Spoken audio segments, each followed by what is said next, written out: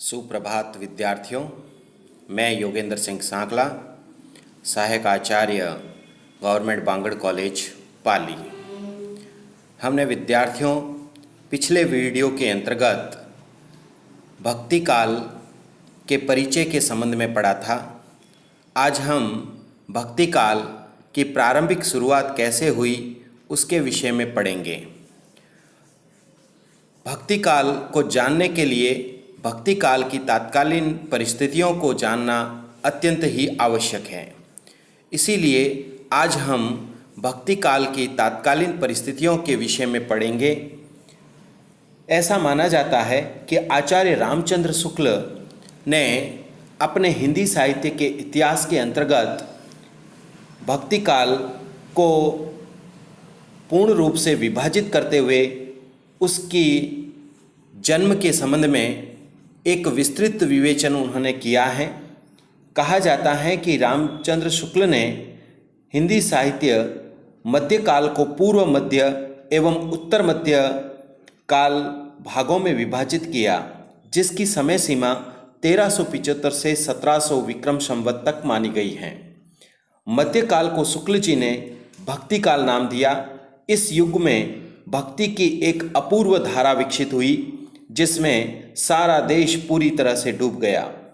इस भक्ति काल में कबीर, जायसी, शूर, तुलसी, मीरा जैसे महान कवियों ने अपनी रचनाओं से भक्ति भावना का चहु और प्रचार प्रसार किया। भक्ति की प्रकृति की प्रधानता के कारण शुक्ल जी ने इस काल को भक्ति काल नाम दिया और इस काल को भक्ति काल नाम से स्वीकार करते हुए इसके जन्म के संबंध में निम्न तात्कालिक परिस्थितियों का विवेचन किया है। ये तात्कालिक परिस्थितियां हमारे सामने निम्न रूप से उभर करके आती हैं। जैसा कि हम देखते हैं कि हमारे सामने सबसे पहली तात्कालिक जो परिस्थिति है वह है राजनीतिक परिस्थितियां। राजनीतिक परिस्थितियां इस काल की महत्वपूर्ण परिस्थिति के रूप में जानी गई हैं। कहा जाता है कि भक्ति काल के प्रारंभ के अंतर्गत यदि हम उस समय की राजनीतिक परिस्थितियों का विवेचन करें तो राजनीतिक प्रशासन की दृष्टि से हिंदी का भक्ति काल 2 चरणों में विभक्त किया जा सकता है। उसका प्रथम चरण सामान्यतः 2 शताब्दियों तक विस्तृत हैं, जिसमें दिल्ली के सिंहासन पर तुगलक और लोधी वंश के मुसलमानों का राज्य था। उसका द्वितीय चरण मुगल वंश के संस्थापक शासक बाबर से लेकर शाहजहाँ के शासनकाल तक व्याप्त था, जिसके अंतर्गत देश की राजनीति में अनेक प्रकार की महत्वपूर्ण घटनाएं घटी। मुसलमानों की सल्तनत में हिंदू समाज को अनेक प्रकार के अंतर्द्वंद्वों और संघर्षों का कठोर सामना करना पड़ा था, जिसकी पीड़ा का कटु अनुभव तात्कालिक सामान्य जनता ने किया। धर्म के नाम पर किए गए अत्याचारों और बलात्कारों ने सामान्य जनता का दिल दहला दिया था, जिसमें हिंदू नरेशों की निष्क्रियता, उदासीनता, विलासिता, पारस्परिक फूट, स्वार्थपरता और दिमागी गुलामी ने उसे और भी अधिक निराश कर दिया था। इन सभी कारणों से उस समय की जो सामान्य जनता थी वह पूर्ण रूप से निराश हो चुकी थी। उनके लिए संरक्षण का लौकिक आश्रय बिल्कुल भी नहीं था। इसीलिए सामान्य जनता जो है वह भक्ति भावना की अजस धारा की ओर उमड़ पड़ी। उनके लिए ईश्वर की शरणागति ही एकमात्र सहारा था। इस धारा के अंतर्गत यदि हम देखें तो सगुण भक्ति काव्य धारा के कवियों ने अवतारवाद का समर्थन करते हुए हिंदू जनता के मानस में नैतिक साहस और आशापूर्ण आत्मविश्वास पर बल दिया, ताकि सामान्य जनता धैर्यशील बनकर इस बात पर विश्वास कर सके कि भक्तवत्सल भगवान अपने भक्तों का उद्धार करने के लिए प्रत्येक युग में अवतरित होते हैं। भक्ति काल का सगुण भक्ति काव्य इसी प्रकार की सांत्वना की प्रवृत्तियों और उत्साहवर्धन मन स्थितियों से ओतप्रोत हैं, जिसमें भगवान के दिव्य गुणों का वर्णन किया गया है और जनता के हृदय में नवीन आशा का संचार किया गया है। भक्ति काल की राजनीतिक परिस्थितियों ने सांप्रदायिक दंगों को भड़काने तथा धर्म के नाम पर जनता को गुमराह करने का एक ऐसा दूषित वातावरण बना दिया था जिसके कारण हिंदू और मुसलमानों के दिलों में अलगाववादी भावना उत्पन्न हो गई। उस समय राम और रहीम तथा मंदिर और मस्जिद के नाम पर ऐसे अनेक प्रमादपूर्ण विवाद खड़े कर दिए गए जिनसे जनता गुमराह होने लगी। इस्लाम के नाम पर मुसलमान शासकों ने हिंदू जनता पर जजिया आदि कर लगा दिया और उनके ऊपर अत्याचार किए, जिन्हें आगे बढ़ाने में कट्टरपंथियों जैसे काजी है, मुल्ला है, उन्होंने इसमें आग में घी डालने का काम किया। विप्लव एवं संकट की इस विनाशक घड़ी में निर्गुण भक्ति का उदय हुआ, जिसकी ज्ञानाश्रयी और प्रेमाश्रयी शाखाओं ने हिंदुओं और मुसलमानों के बीच सौहार्द्र, बंधुत्व, समभाव और मानवीय गुणों के अनुरूप सामंजस्य स्थापित करने का प्रयास किया। इसीलिए हम देखते हैं कि राजनीतिक परिस्थितियां जो थी वो इस काल के जन्म के अंतर्गत सहायक रही। इसी कड़ी में यदि हम इस काल की दूसरी परिस्थिति पर दृष्टिपात करें तो वह आती है सामाजिक परिस्थितियां।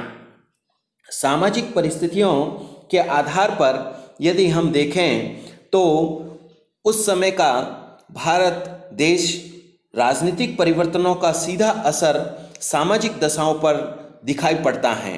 हिंदुओं की जातीय भावना प्रबल रूप से उभरकर सामने आई, यानी कि भक्तिकालीन सामाजिक जीवन तथा उस समय की तात्कालीन परिस्थितियां एक ऐसा इतिहास हैं जिसमें संस्कृति के अनेक तत्व घुले मिले दिखाई पड़ते हैं। प्रारंभ में जो मुसलमान शासक देश की धन संपत्ति लूटने के उद्देश्य से आए थे, वे धीरे धीरे अपना साम्राज्य स्थापित कर देश के जनजीवन के साथ घुलने मिलने लगे।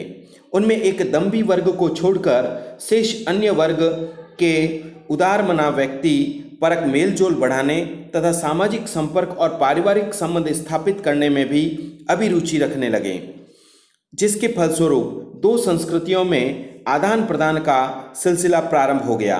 भक्ति काल का तात्कालिक वातावरण दो संस्कृतियों के मेलजोल का ऐसा अद्भुत संगम है जिसमें सामाजिक जीवन के आचार विचार, रहन सहन, रीति रिवाज और जीवन मूल्यों के ताने बाने गुथे हुए हैं। उस युग में कला साहित्य, जीवन दर्शन, स्थापत्य कला, चित्रकला, संगीत कला और काव्य कृतियों की प्राण चेतना में उस युग के सामाजिक और आध्यात्मिक स्वर सुनाई पड़ते हैं, जिसमें हिंदी साहित्य का भक्ति काव्य प्रचुर मात्रा में उत्प्रेरित हुआ। अब हम इसी कड़ी में यदि तीसरी परिस्थिति पर दृष्टिपात करें तो वह परिस्थिति है धार्मिक परिस्थितियां। इस काल के जन्म में धार्मिक परिस्थितियां बहुत हद तक सार्थक प्रतीत होती हुई दिखाई पड़ती हैं। धार्मिक परिस्थितियों की दृष्टि से हिंदी का भक्ति काल अत्यंत संवेदनशील था। उस समय देश के विप्लवकारी वातावरण में धर्म के नाम पर दो विरोधी खेमे गाड़ दिए गए थे, जिनका नेतृत्व दक्यानुशी मौलवी और हिंदुओं के पुराणपंथी पोंगा पंडित कर रहे थे। उस समय बौद्ध धर्म और पौराणिक धर्म के व्यवहारिक स्वरूपों में भी बहुत अधिक विकृतियां उत्पन्न हो गई थी। जनता के लिए उसका बोझ संभालना बहुत ही भारी होने लगा। सिद्धों और नाथ संप्रदायों की उलटबाजियों और उनकी अटपटी वाणियों ने तंत्र साधना को बहुत ही गहराई में डाल दिया, जिसके कारण सामान्य जनता उसके भंवर जाल में भटकने लगी।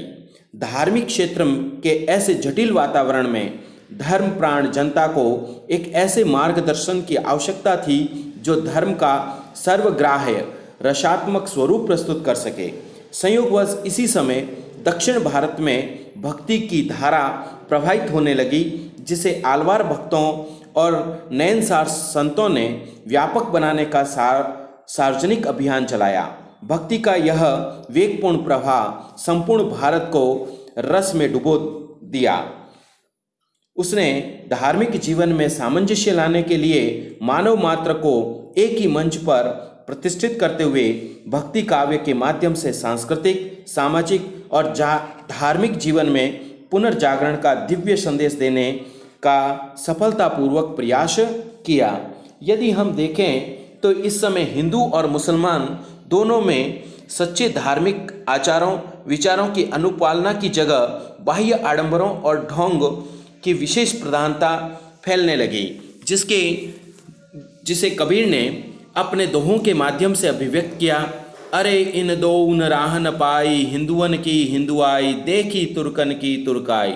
इस प्रकार से हम भक्ति काल में धार्मिक परिस्थितियों को एक विस्तृत और विशालकाय स्वरूप के रूप में जन्म होने में सहायक मानते हैं।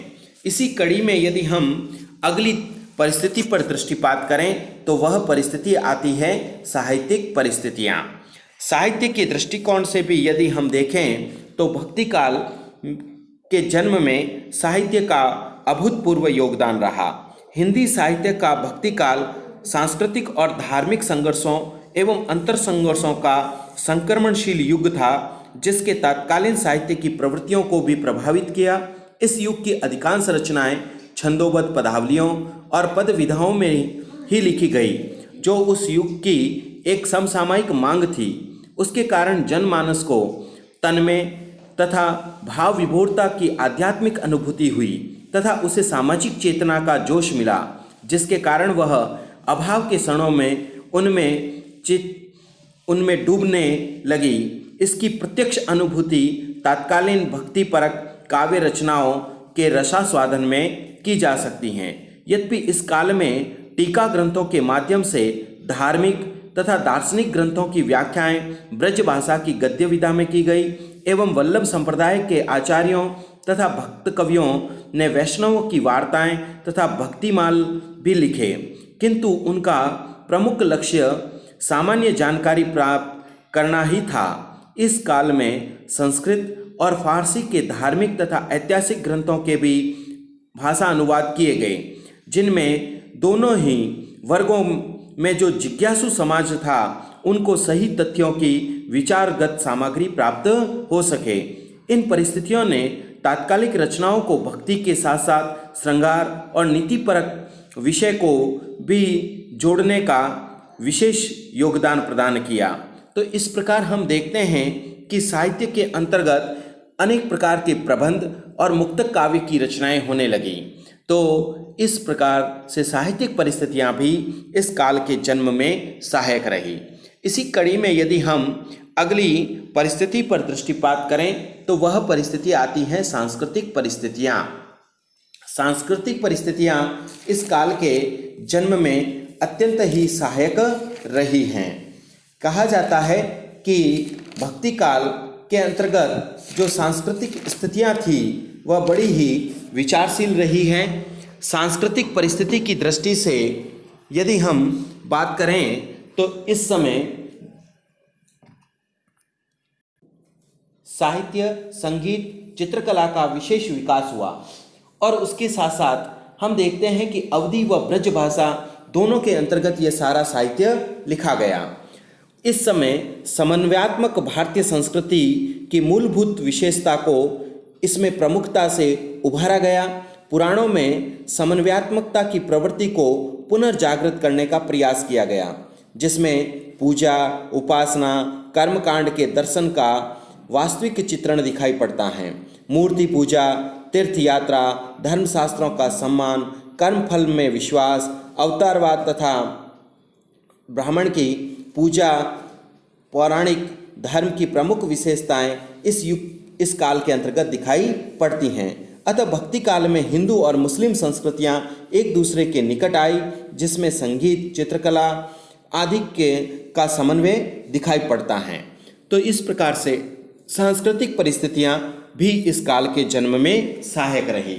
अतः हम कह सकते हैं कि भक्ति काल के समय की राजनीतिक, सामाजिक, धार्मिक, सांस्कृतिक व साहित्यिक परिस्थितियां इस काल के जन्म के अंतर्गत सहायक रही हैं।